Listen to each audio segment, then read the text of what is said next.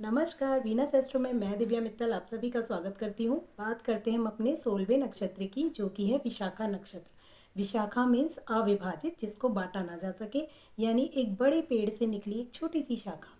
तो स्वामी इसका गुरु होता है, तो गुरु से ही हम जान सकते हैं ज्ञान, धन और सफलता का प्रतीक ये नक्षत्र है। ती, तू, ते, तो ये 4 इसके अक्षर आते हैं पहले, दूसरे, तीसरे और चौथे चरण में। इसके शुरू के 3 चरण जो आते हैं वो तुला राशि में आते हैं, और बाकी का एक चरण जो आता है वो वृश्चिक राशि में आता है। तुला राशि में जो 3 चरण आ रहे हैं उससे समझ सकते हैं कि शुक्र का प्रभाव इन पर होता है, और बाद का जो एक चरण है वो मंगल से प्रभावित होता है। नवमांश अलग देखा जाता है और ये जो पद होते हैं वो अलग देखे जाते हैं। इनके जो देवता हैं वो इंद्र और अग्नि के देवता हैं, यानी इंद्र और अग्नि इनके देवता कहे जाते हैं। अर्थात इनको अग्निदेव, अग्नि की पूजा, मतलब ये होता है ना हवन जिसे कहते हैं, वो हवन इन्हें करते रहना चाहिए, जो इनके लिए बहुत लाभकारी सिद्ध भी होगा, क्योंकि अग्निदेव की पूजा इन्हें बहुत लाभकारी इनके लिए होगी। साथ ही साथ इंद्रदेव को नमन करें। और जो ऊर्जा एंड दृढ़ संकल्प वह सफलता का प्रतीक है, ये दोनों ही चीज़ें, जो अग्नि है और अग्नि हमेशा ऊपर की तरफ उठती है, कभी आपने अग्नि को नीचे की तरफ जाते हुए नहीं देखा, तो ये बताती है कि जो ऊर्जा और एक दृढ़ संकल्प, यानी अगर ये कोई चीज़ संकल्प ले लें, किसी चीज़ को करने की सोच लें, तो ये उस चीज़ को करके ही मानते हैं। तो इसलिए इनके अंदर एक दृढ़ संकल्प लेने की क्षमता होती है। बस डेफिनेटली डिपेंड करेगा इनके ग्रहों की पोजीशंस पे कि वो इनके अंदर है या नहीं है, परंतु इनका नक्षत्र यही कहता है। यह जातक को मेहनती भी बनाता है, बुद्धिमान बनाता है, वह थोड़ा सा विद्रोही बना देता है। विद्रोह करने में ये होता है ना कि इन्होंने कोई चीज़ संकल्प ले लिया किसी चीज़ का, तो ये उससे पीछे नहीं हटते हैं, और अगर हट रहे हैं तो ये खुद ही का अपने नक्षत्र को खराब कर रहे हैं। तो लक्ष्यों को पाने के लिए साहसी योद्धा की तरह काम करने लग जाते हैं। अगर मतलब कोई चीज़ ठान ली तो उसको पाने के लिए ये हर तरीके का प्रयास करते हैं। कई बार वो चीज़, इनसे गलतियां भी होती हैं कि लक्ष्य ही खराब है, अगर हम कोई गलत लक्ष्य की तरफ भागने लगे तो डेफिनेटली कि वो चीज़ हमें अच्छा फल नहीं देगी। इसलिए हमेशा जो भी, ये अच्छी बात है कि आप लक्ष्य के प्रति उजागर हों, परंतु आपका लक्ष्य भी ऐसा होना चाहिए जो आपके लिए लाभकारी सिद्ध हो। गुण इनका, गण जो आता है वो राक्षस गण आता है, और प्रतीक इनका जो होता है वो एक कुम्हार का चाक होता है। जो कुम्हार का चाक क्या होता है, निरंतर वो चलता रहता है, चलता रहता है, निरंतरता को दर्शाता है, और उससे एक नई नई चीज़ों का उत्पाद, मतलब चाक से आप नए लगातार वो चलाते हैं कुम्हार अपना चाक, और मिट्टी के बर्तन बनाना शुरू कर देता है और नए नए चीज़ों को इनोवेट करता है। तो एक इनोवेशन का भी हम देख सकते हैं कि ये चीज़ एक हमारी इनोवेशन को भी दर्शाती है। दूसरा होता है तोरण का द्वार। तोरण द्वार क्या होता है, जो आप अपने घर के द्वार पर एक सजाते हैं, वो होता है, या हम कहीं भी किसी समारोह या कहीं जाते हैं तो हम सुंदर, सबसे ज़्यादा हम द्वार को सजाते हैं। और हम वो द्वार कब सजाते हैं, जब हमें एक अंदर से खुशी या हमने कोई विजय महसूस होती है, या फिर कोई त्यौहार होते हैं उसमें हम सजाते हैं। लेकिन इसका यहाँ पे प्रतीक से मतलब है कि निरंतर इनको जो सफलता मिलती है, परिपक्वता आती है, लगातार जो इनकी लाइफ में परिवर्तन होते हैं, वो तो कुम्हार का चाक लाता है, लेकिन अत्यधिक मेहनत के बाद हुई सफलता को ये तोरण द्वार दिखाता है, प्रदर्शित करता है। जैसे कि अगर कोई जंग जीत के आ जाता है बाहर से, तो हम उसका वेलकम करते हैं ना, तो वो उस तरीके से दिखाते हैं कि माला पहना रहे, वेलकम कर रहे हैं। तो वही चीज़ इन्हें है कि इनके जीवन में अत्यधिक सफलता लिखी है, कि ये जब भी कोई विजय पाते हैं तो उसके पीछे इनकी मेहनत, बहुत ज़्यादा मेहनत दिखती है, कि इन्होंने अपनी लाइफ में बहुत संघर्ष किए होंगे, तब ये कोई चीज़ जाकर इन्होंने पाई होगी। इसीलिए ये दर्शाता है इनका तोरण द्वार। तो गुण इनका सात्विक होता है। अब जब अगर ये अपने सात्विक गुण को गलत मतलब कर लेंगे, या इन्होंने कुछ गलत चीज़ें खानी शुरू कर दी, अगर आप विशाखा नक्षत्र के हैं, तो डेफिनेटली, क्योंकि इसके स्वामी ग्रह गुरु बनते हैं, तो आपको कोई भी ऐसा गलत अपने लाइफ में काम ही नहीं करना जो आप गुरु को खराब कर ले।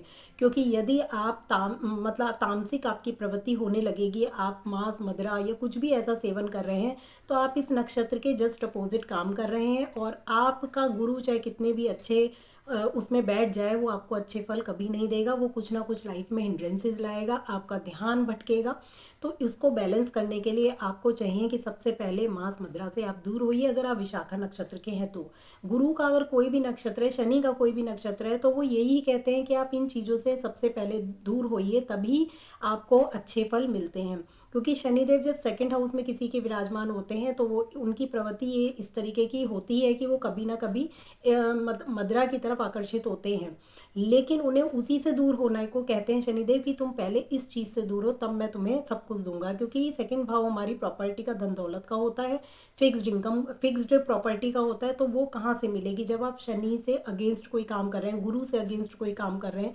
और ये दोनों ही, क्योंकि गुरु भी हमें धन देता है और शनिदेव तो देते ही हैं, तो ये इन दोनों ग्रहों को बैलेंस करने के लिए आपको ये चीज़ें त्यागनी ही पड़ेंगी। या जिनको मतलब हो रहा है कि अगर लोग कहते हैं कि हम तो सब कुछ कर रहे हैं फिर भी हम पे बहुत पैसा है, तो भाई अच्छी बात है अगर है तो, लेकिन उनका कहीं ना कहीं बीमारी या घर में किसी न तरीके का तनाव, फिर भगवान किसी और तरीके से तकलीफ देने देने लगता है। क्योंकि तकलीफों से तो किसी, कोई ऐसा व्यक्ति है ही नहीं जो ये कह दे कि हम पूरी तरीके से सुख हैं और हमें जीवन में कोई तकलीफ ही नहीं है। भगवान अगर एक चीज़ दे रहा है तो आपसे दूसरी चीज़ छीन रहा है, कुछ ना कुछ वो आपसे छून रहा है, और आपको लग रहा है कि अरे मैं तो सब कुछ कर रहा हूँ फिर भी मेरे पास सब है, आपको शायद वही चाहिए इसलिए आप सेटिस्फाइड हैं। तो वो आपकी सोच है खुद की, बट जो ग्रह नक्षत्र कहते हैं हमें करने के लिए, यहाँ पर हम सिर्फ उसी को एक्सप्लेन कर रहे हैं।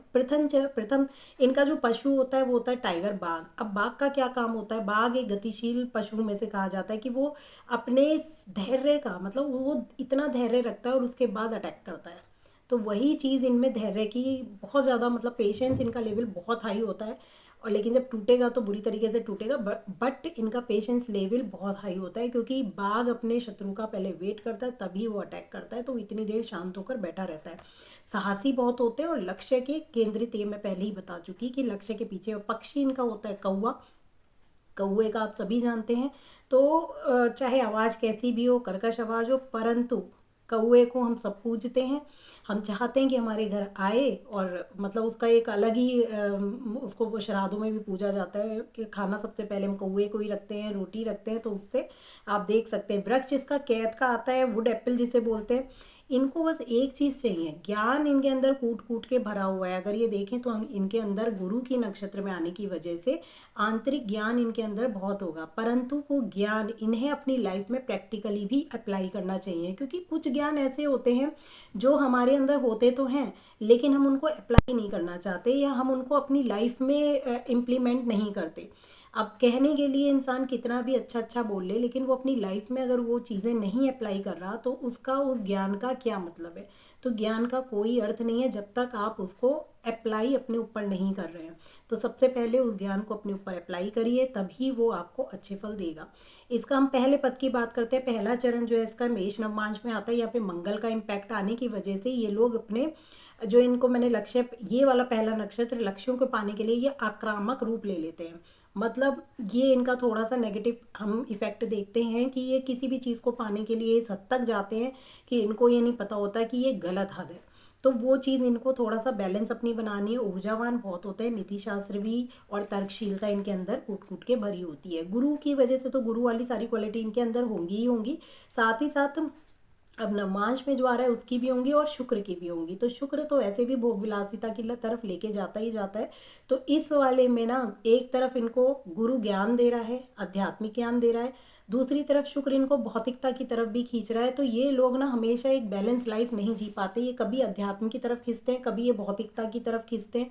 ये बैलेंस अपनी लाइफ को बना ही नहीं पाते। तो इनको चाहिए कि वही बैलेंस, कि मुझे कितना अध्यात्म की तरफ जाना है, कितना भौतिकता की तरफ जाना है, वो इन्हें सीखना होगा। दूसरा चरण है वृषभ, और इसमें भी शुक्र का, तो इनकी इसमें तो डबल इम्पैक्ट पड़ जाता है। तो ऐसे लोग तो सिर्फ और सिर्फ भोग विलासिता और भौतिकवादी सुख ही अपने जीवन में पाना चाहते हैं, और ये उसी तरफ आकर्षित भी होते हैं। क्योंकि गुरु का इम्पैक्ट होता है, परंतु ये उसे समझ ही नहीं पाते। बहुत लेट टाइम पे इनको इस चीज़ का समझ आता है कि हाँ मुझे किस राह पर जाना है। परंतु अगर इनका दूसरे चरण में ये आता है तो इनके ये भोग विलासिता की तरफ और भौतिक सुख साधनों को बहुत ज़्यादा तृप्त होते हैं, उसी की तरफ इनका दिमाग या झुकाव होता है। तीसरा जो चरण आता है वो मिथुन नवमांश में आता है, और मिथुन नवमांश से बुध का इम्पैक्ट आ गया। अब यहाँ पे इनके पास गुरु का ज्ञान भी है, बुध की बुद्धिमत्ता भी है, और साथ ही साथ इनके पास तुला का शुक्र भी है। तो ये वाला बहुत अच्छा कॉम्बिनेशन बनता है, क्योंकि यहाँ पर तीनों ग्रह जो हैं बहुत अच्छा इनको तो ज्ञान भी दे रहे हैं, बुद्धि भी दे रहे हैं, साथ ही साथ ज्ञान और बुद्धि से हमें किस तरीके से भौतिक सुखों को प्राप्त करना है वो भी दे रहे हैं। बातूनी होते हैं, बुद्धिमान होते हैं, बहुत बातूनी होते हैं ये वाले, क्योंकि जहाँ बुध है वहाँ बातूनी इंसान होगा ही होगा। चाहे आपका बुध के वहाँ पर बैठ जाए, आपका फर्स्ट हाउस में बैठ जाए या सेकंड हाउस में, तो और भी ज़्यादा वो वाचाल जिसे हम कहेंगे वो हो जाते हैं, क्योंकि सेकंड हाउस आपकी वाणी का होता है। चौथा जो होता है वो कर्क नवमांश में आता है। अब यहाँ पर आके ये थोड़े से इमोशनल हो जाते हैं, और यहाँ पर आकर ये इमोशनल होने की वजह से आध्यात्मिकता की तरफ जरूरत से ज़्यादा भी जाना शुरू कर देते हैं, क्योंकि गुरु है साथ ही चंद्रमा हो गया। तो ये हंस महापुरुष एक तरीके से, एक जो हम कुंडली में योग देखते हैं, हम देखें तो गुरु और चंद्रमा की यहाँ पे प्लेसमेंट है, मतलब इनको दोनों दोनों पावरफुल ग्रह का प्रभाव मिल रहा है, एक दोनों सौम्य ग्रह का प्रभाव मिल रहा है, और तीसरा मंगल आ जाता है। तो मंगल थोड़ा बहुत इनको एग्रेशन दे देता है, परंतु आंतरिक संघर्ष इन्हें लड़ना पड़ता है। अब आंतरिक संघर्ष क्या है? वो है इमोशनल होना। अब जब आप इमोशंस होंगे ना, तो आप उसको कैसे काबू पाएं वो इनको सीखना होता है, क्योंकि कहीं ना कहीं जब चंद्रमा का प्रभाव होता है तो इंसान ऐसे में इमोशनली कई बार गलत डिसीजन अपनी लाइफ में ले लेता है, या फिर अच्छे भी डिसीजन ले सकता है, परंतु ये मोक्ष की तरफ या आध्यात्मिकता की तरफ तो जरूर झुकते हैं एक बार अपनी लाइफ में, परंतु इन्हें मंगल थोड़ा बहुत रोकने की कोशिश करता है। तो इसी के साथ हमने पढ़ा विशाखा नक्षत्र, जो कि एक बहुत प्यारा नक्षत्र है, क्योंकि आपने देखा इसकी क्वालिटीज़ काफ़ी अच्छी हैं। तीन तीन इसके जो शुरू के हैं वो तुला नमांश, जो कि शुक्र का नमांश है, और शुक्र की अपनी ही राशि कही जाती है ये तुला, क्योंकि हर ग्रह की एक ऐसी राशि होती है जिसको वो अपना मानता है। जैसे अगर हम शनि देव का एग्जाम्पल लें तो उनकी दो राशियाँ मकर और कुंभ, परंतु जो वो अपनी राशि मानते हैं ना, जो उनका एक घर हमारा अपना होता है जिसमें हम खुद रहते हैं, और एक को हम किराए पे, क्योंकि दोनों घरों में तो आप नहीं रह सकते, तो एक को हम या तो किराए पे उठा देते हैं या वो खाली पड़ा रहता है। तो जो इस तरीके से इन ग्रहों का भी है। तो कुंभ राशि जो है वो शनिदेव की अपनी राशि कही जाती है, क्योंकि जो मकर राशि है उस पर तो किसने कब्जा कर रखा है? आप सभी जानते हैं, ये मंगल देव का पूरा पूरा कब्जा है वहाँ पर, क्योंकि मंगल देव वहाँ पे जाके उच्च के हो जाते हैं। तो इसी के साथ नमस्कार। आशा करती हूँ आपको ये वीडियोस पसंद आती हैं। अगर पसंद आती है तो प्लीज़ लाइक किया कीजिए, शेयर एंड कमेंट्स करना ना भूलिए, और मुझे बताइए यदि आप विशाखा नक्षत्र में आते हैं तो आपके साथ क्या ये सारी चीज़ें आप देखते हैं कि ऐसी हैं आपके अंदर, तो ज़रूर बताइएगा। नमस्कार।